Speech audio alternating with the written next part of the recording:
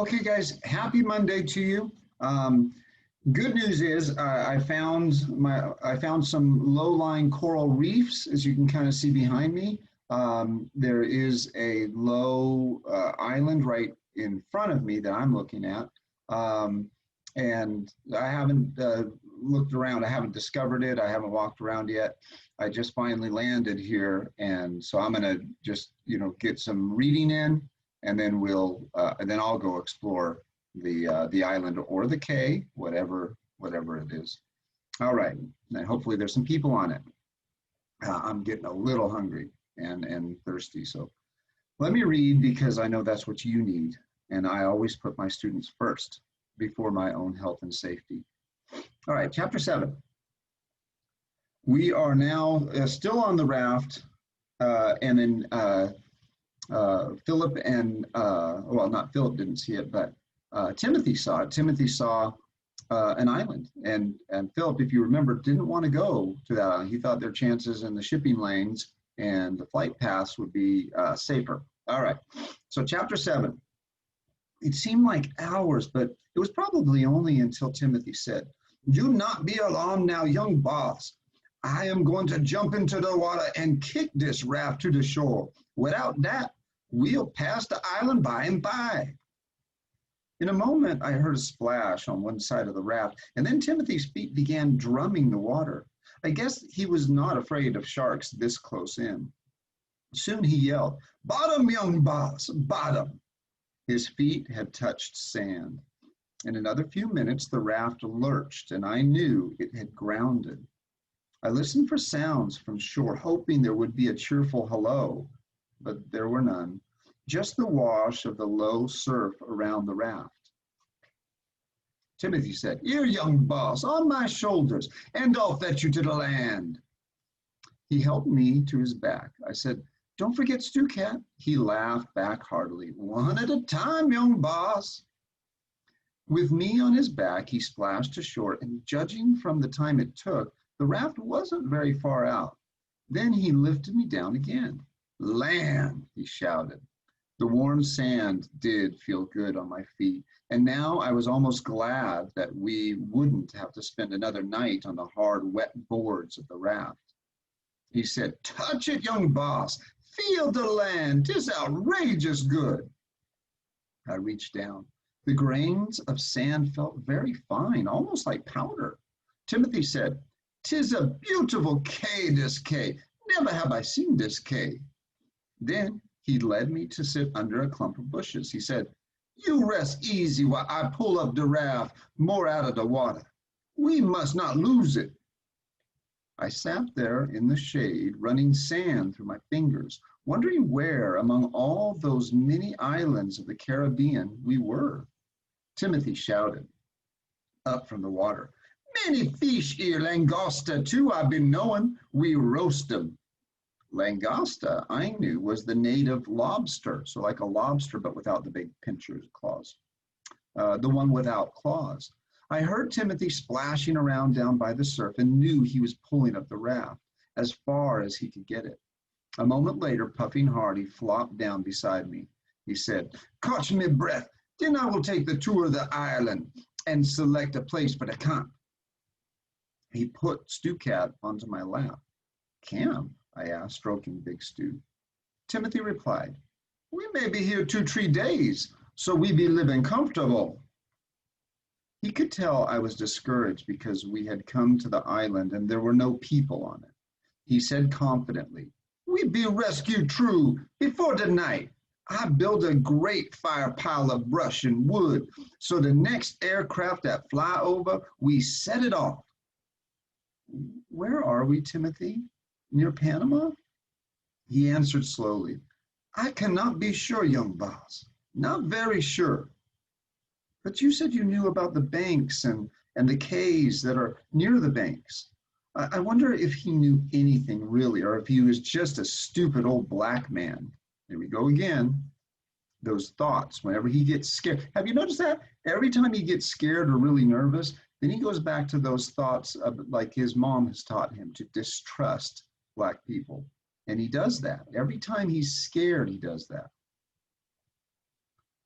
Timothy said, listen, I know that many banks of the Cays are around 15 north and 80 long. What he means by that is north latitude and longitude. There is Roncador and Sereneo, Quintosiano and Serenia and Rosalyn.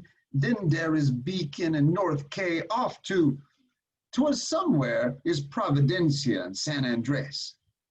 He paused a moment and then said, far way up there, I think is the Caymans and then Jamaica. But you are not sure of this island. Timothy answered gravely, true, I am not sure. Do the schooners usually come this close by here? I asked. Again, very gravely, Timothy said, the man who fishes follow the fish. Certainly the fish be here. I be seeing with my own self eyes. I kept feeling that Timothy was holding something back from me. It was the tone of his voice. I'd heard my father talk that way a few times, once when he didn't want to tell me my grandfather was about to die. Another time was when a car ran over my dog in Virginia. Of course, both times happened when I was younger. Now my father was always honest with me. I thought because he said that in the end, it was better. I wish that Timothy would be honest with me.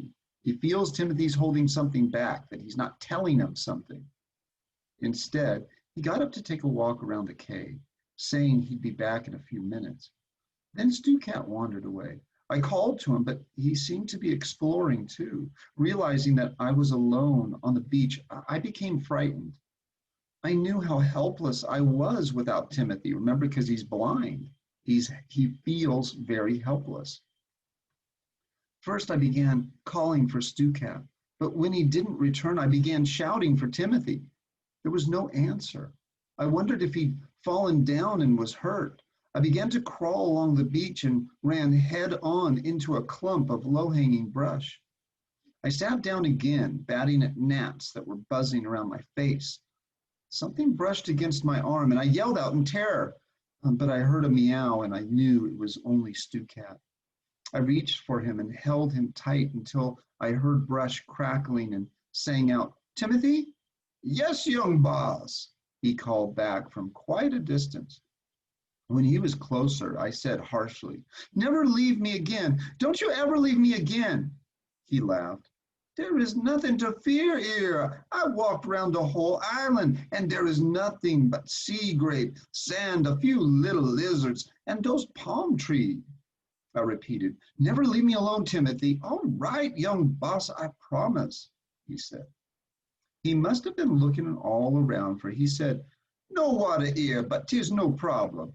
We still have water in the Cay, and we will trap more on this first rain. Still believing he wasn't telling me everything, I said, you were gone a long time. He answered uneasily, 30 minutes at most.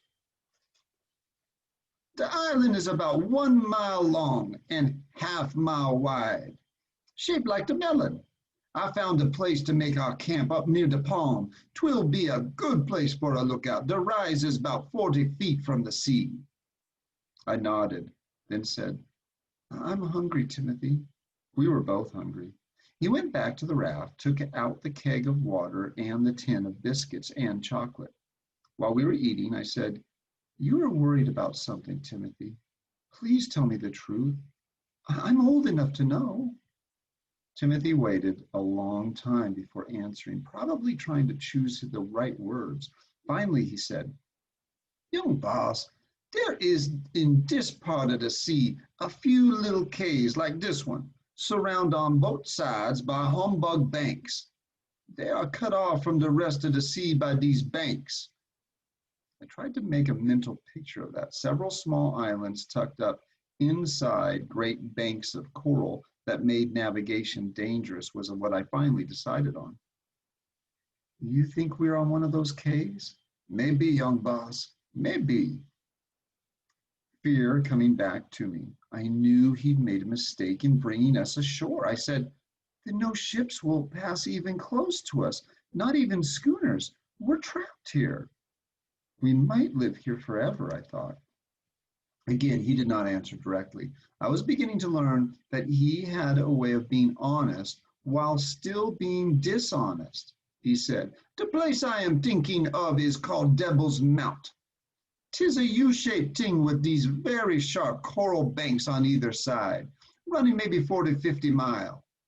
He said, if you're looking at your book, Devil's Mount, which means devil's mouth. So if you picture a mouth, like a round, like a U shape, and a couple of K's over here, and then you have all these banks, kind of like the ones behind me, where ships can't really go because they would hit the coral and get stuck there, or get a hole in their hull. So this is a place where they think, Timothy thinks they're in a place where a lot of ships or schooners wouldn't go. They wouldn't want to go there. All right. He let that sink in. It sounded bad, but then he said, "I do hope, young boss, that I am outrageous mistaken. If we are in the devil's mouth, how can we be rescued?" I asked angrily. It was his fault we were there. "The fire pile. When the aircraft fly above, they will see the smoke and fire." "But they might just think it is native fishermen. No one else would come here." I could picture him nodding, thinking about that. Finally, he said, "True, but we cannot fret about it, can we? We'll make camp and see what happens." He poured me a half cup of water, saying happily, "Since we've made land, we can celebrate." I drank it slowly and thoughtfully. Doesn't sound good news. Yes, they're off the raft. Good news, they're on dry land. Bad news, there's nobody here. Bad news, they could be in the devil's mouth, where ships cannot get really that close without, it's just dangerous to be in there, okay? Because of all the coral reefs and the banks and all that. Banks, sand banks and coral banks that are really shallow into the sea. So you can, like, see behind me, you can walk out there. You can walk out and it'd just be up to your ankles, almost up to your knees, and you can walk out there quite a ways. Okay, well, anyway, I think that's it for today. Stay tuned for tomorrow. We'll read again. You guys have a great day. Glad you're back for another week of school. Talk to you later. Bye-bye.